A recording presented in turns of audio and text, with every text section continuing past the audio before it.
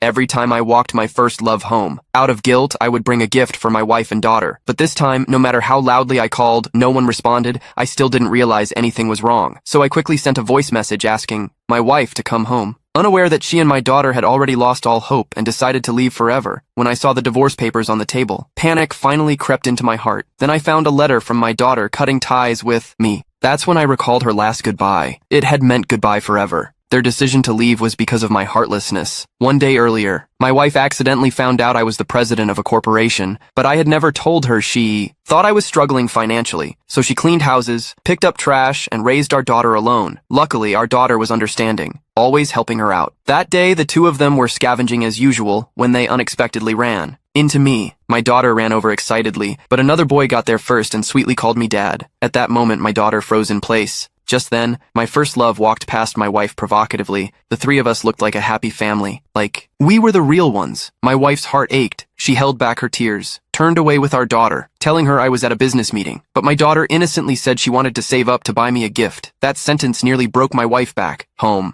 My wife silently packed their things. She told our daughter I loved someone else and asked if she was willing to leave with her. My daughter was reluctant because in 2 days it would be both our birthdays. She wanted to give me one more chance. So my wife agreed. That evening I returned home. Carrying leftover takeout, told them to heat it up and eat. My daughter saw a toy ball in the bag, thought it was a birthday gift, but I snatched it away and scolded her for touching things. Right then, my phone rang. It was my first love calling. I left without a glance back as I walked out. My daughter called after me asking if I could go with her on her field trip tomorrow. I casually replied that I knew she believed me and looked forward to the trip with a smile. The day of the field trip came. My first love and her son were arrogant. They went straight to my daughter. The boy walked up to her, grabbed her things, and mocked her for not having a dad. Her classmates joined in, because since school started, they had never seen her dad pick her up. Hearing this, my daughter tried hard to explain, but no one believed her. Just then, I walked over. Her eyes lit up, thinking I came for her. But I pushed her aside, because I was there to look after my first love and her son. Tears rolled down her cheeks. She kept calling me Dad,